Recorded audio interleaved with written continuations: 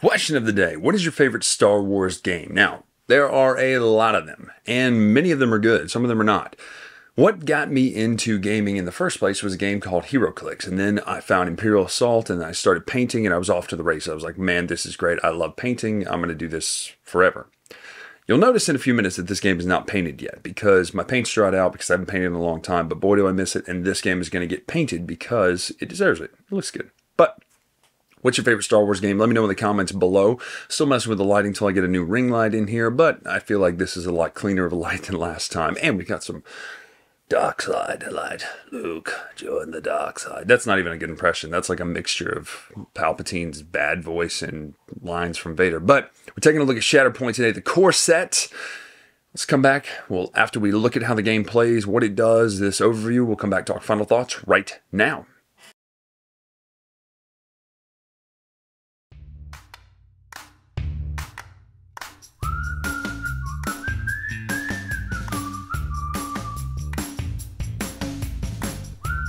Alright, this is Star Wars Shatterpoint. This is the core set up, and I have kind of a more dynamic angle here than I would normally use for shooting a review, and I'll move things around a little bit. But I wanted you to see the true depth of this game. So I've got a setup here with multiple pieces of terrain, and all of this comes in the core set, including this really tall piece back there with Anakin hiding on it, or standing on it. So all of these characters, all of these ladders, all of these bridges. Now you have to assemble the bridges to your length because they don't hold together other than you can use these legs. I don't use the legs because the legs are very wobbly and they don't hold. That's my only quibble to start with. But let's talk about how the game plays and kind of what you're doing. It is a combat game. It's meant to be quick paced. It's meant to be, you know, kind of back and forth tug of war. In fact, you have this struggle track down here which shows that you have 3 struggles you're going to play and you're trying to control objectives. Now, obviously more kind of deeper objectives, deeper missions are going to be coming for this game, but it is meant to be kind of fast paced. So essentially what's going to happen is you'll set it up. Then you're going to look at your missions and you're going to look at your struggles. So we have struggle 1 is going to show which objectives are active. So we're going to put an objective token here on the board, and it kind of gives you the idea of how to space it out. You'll use the range tokens to space these out. Now we're not going to look at that exactly right now. The game box and the rules tell you exactly how to space things out as far as distance. So this would be a range of 4 from the edge, range of 5 in between each. And you have these range tools here, which are really great. They look awesome, and obviously will paint up very nicely. Now, nothing is painted yet, and I did not assemble this. In fact, I opted for my friend Aaron, who is a diehard Star Wars fan and definitely wanted to play Shatterpoint. I said, dude, if we're going to get this game played and we're going to review it, I'm going to have you assemble it. And we'll talk about that in the final thoughts because this is a hobby lifestyle game. And just know that ahead of time. Now, once you have it set up, obviously not everyone's going to be here. This is kind of showing you an in media res game. And there are a few more characters out there than normally would be. Your force would consist of putting together these. You'll have a primary unit, secondary unit, and supporting unit. So we've got right here, this is our force that we're going to be looking at when it comes to how to play. So you've got 8 SP here, and then you can make up secondary and supporting units equal to that number. This gives you the force total for your force, so we only have 3 force points to start with, but there are ways to get those back, and you'll use those to do special abilities. Now, on your turn, once you've got your force built, you're going to be looking at this side of the cards. This tells you how your characters can activate and what they can do. What you're trying to do is control these objectives. So as these will be out here, so let's say that one is in the center, this one is down here at the bottom, and we'll, based on our map, I'm going to say this one's up here with Anakin. Well, I dropped it, so we'll say it's way up here with Anakin. We'll put it over here onto the side, and then we'll put the other one, just know there's another one over there.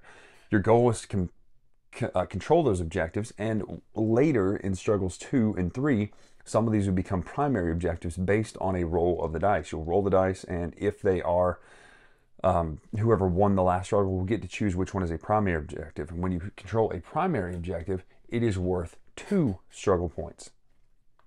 And the reason that matters is you're trying to get this silver clear token here to your side, to it where it touches one of your black cubes. And you start with one on the end. A cool catch-up mechanism that forces the game to kind of stay kind of clippy is if, let's say, you have controlled 2, well, the marker would be here.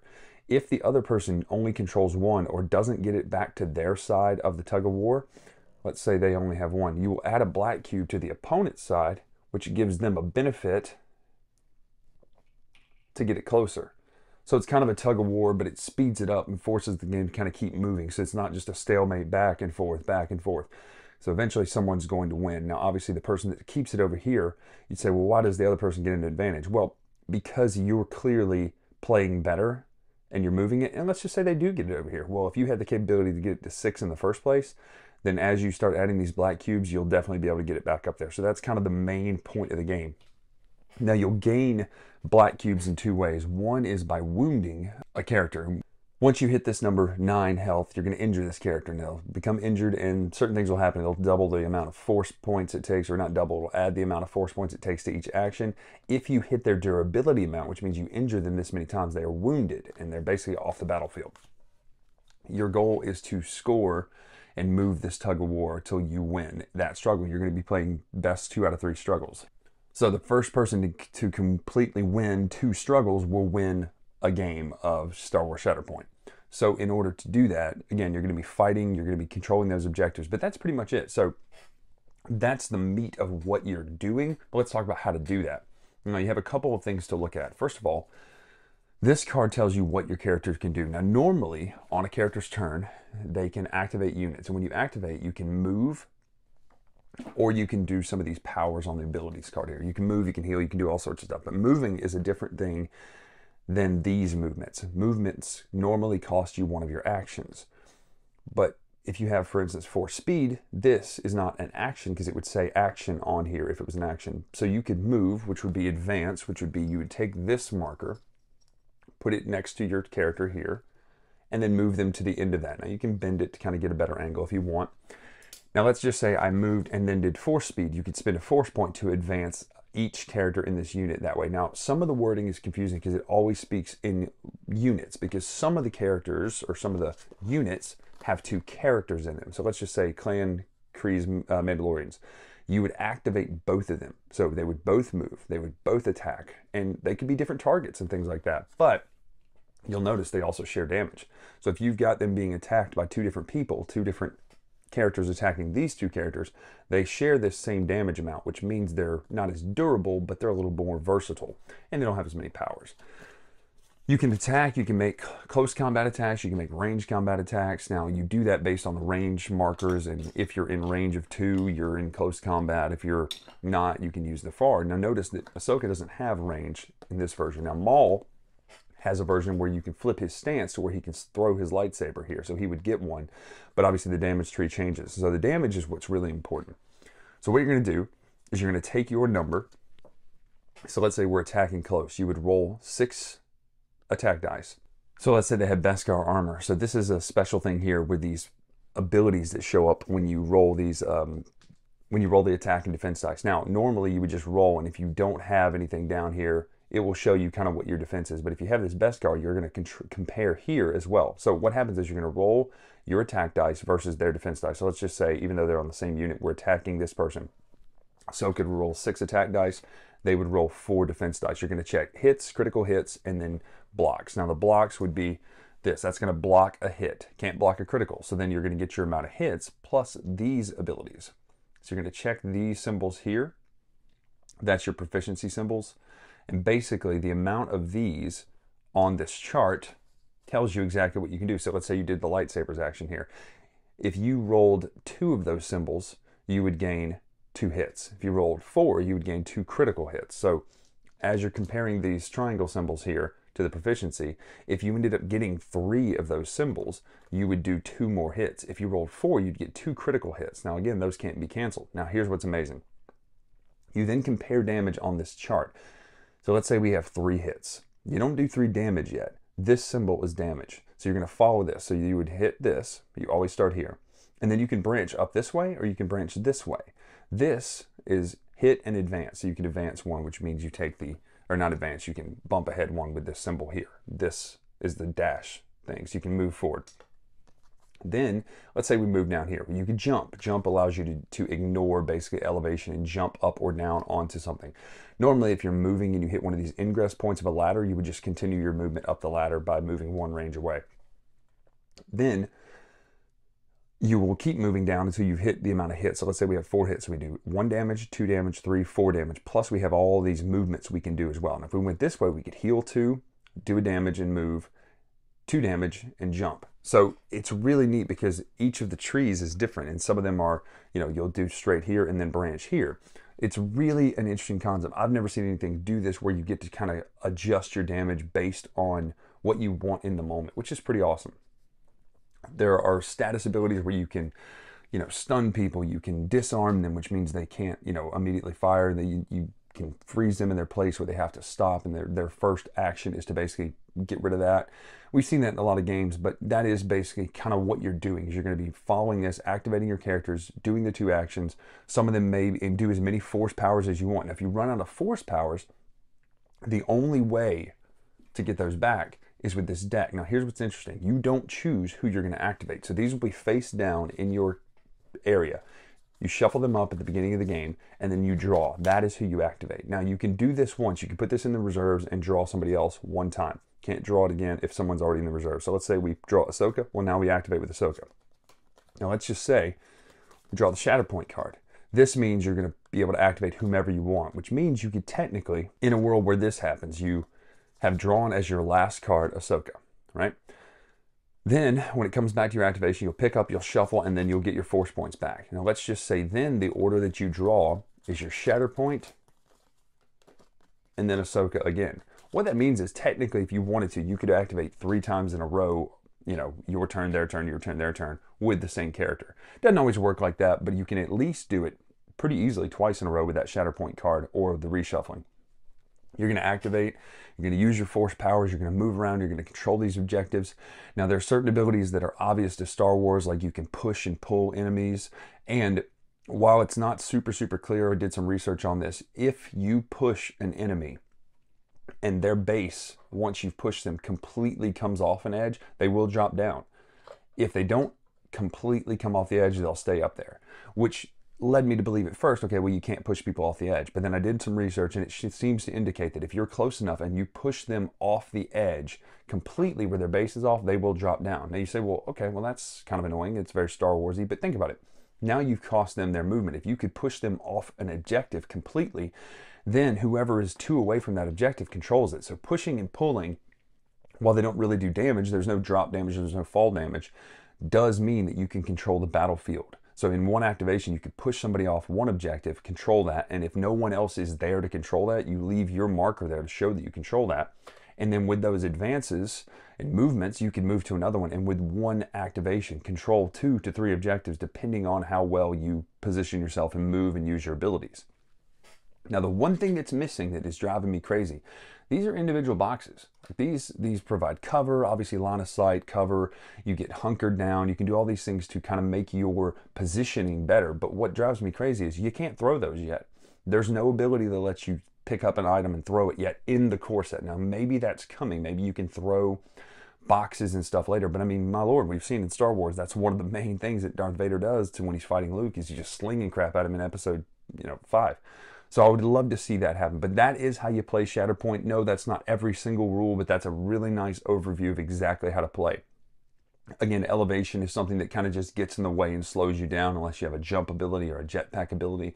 There are certain abilities that characters have that will allow other characters to activate for free, kind of a free movement or free activation. It's not their activation, so you'll carry that out and then you'll come back. Now, a lot of those are dependent on keywords. So who is it? Ahsoka or Bo-Katan has an innate ability that is always active. Let's see, I think it's Bo-Katan.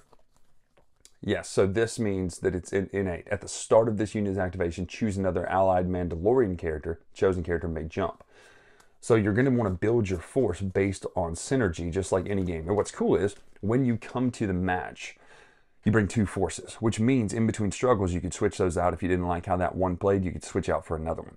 So that is Star Wars Shatterpoint in a nutshell, the core set. There's so much more coming. There's so much more to be there. There's so much more you could do to paint this game. Obviously, it is a hobby lifestyle game. So that is Shatterpoint. Let's talk about final thoughts right now.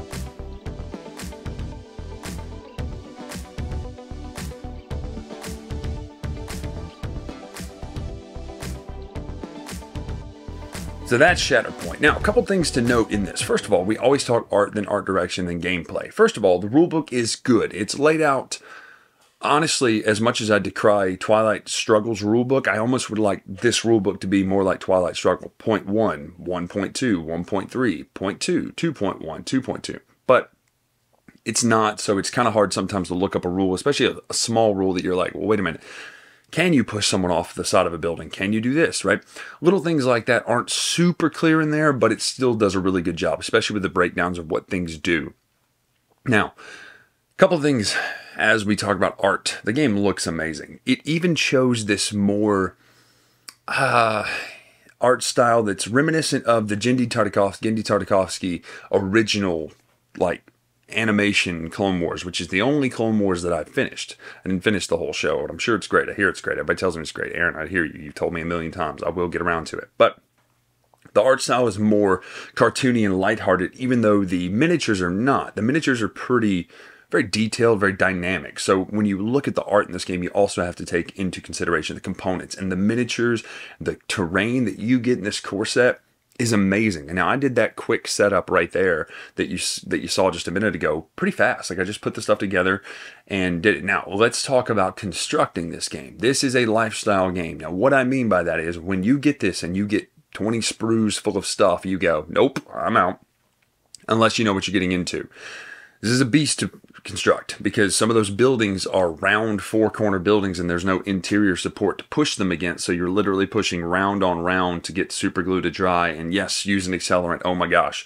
So I shipped this out to Aaron. I was like, dude, you got to do this because I'm going to throw this against the wall. So I am not in the stage of my life anymore where I enjoy putting together lifestyle games like this, but I know a lot of people do. It's very therapeutic. It's very fun because you're building the game customizably to what you want it to look like. Now, that being said, the components are really nice. Like the bridges, to me, that's a great addition. It's very Star Wars to be able to put those bridges and elevations and heights and things like that straight out of the core box. Now, what you get in this looks more impressive to me than the core box of Crisis Protocol. Now, I'm going to make a couple comparisons to Crisis Protocol here.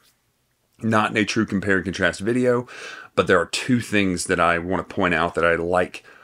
One thing I like better in Crisis Protocol and this that I like much better in Shatterpoint. Again, the terrain in this, it all looks tighter. It looks smaller in a sense that you're in a much smaller scale, faster paced fight. You're controlling objectives. You're doing what you would do in the Clone Wars. We need that monitor. We need that radio dish. We need whatever, right? And you're still fighting. You have to do that while fighting. So the art in this game is amazing.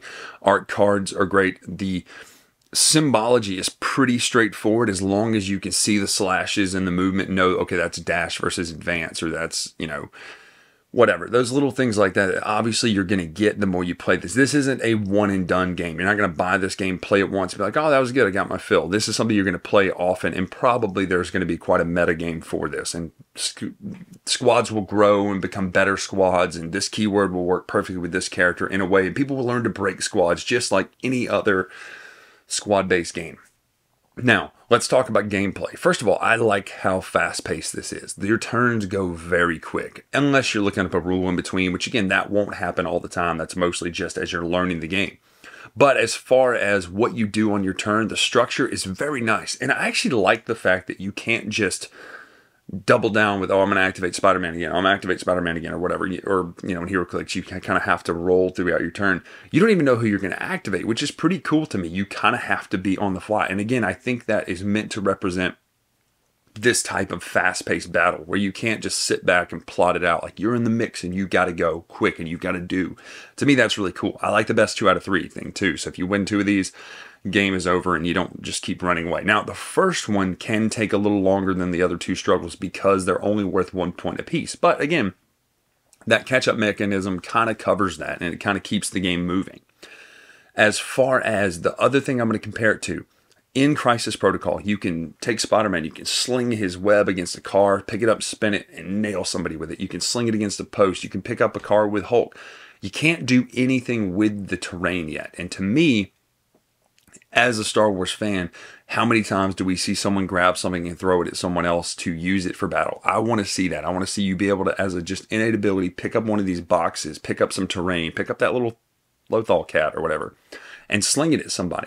Because to me, that really brings up the fact that you're using the Force. Make it cost Force points. Make it cost 2 Force points where you can move grab something, throw it, and attack. Now again, the reason I bring this up is I don't know if they've already done this in the expansion. They may have already added this mechanic in, and if so, so be it. But I would like to see it, because you're playing with some Sith people in here, and they don't play nice. Like, they're not like, you know what, we respect the rules of battle here. No, they're bad guys. That's what they do, right? So even if you want to give that to just the Sith players, do that. But what I really like is that it's very well done in the fact that you can play across different generations. Now, your squad has to be built based on one generation, which makes sense. But all in all, Star Wars Shatterpoint is fantastic. It is, to me, a better fighting game than Imperial Assault, which is high praise because I really enjoyed Imperial Assault. But what I like about this is it's less tedious than Legion. That being said, because this is not any kind of paid review, this is just my thoughts on this game.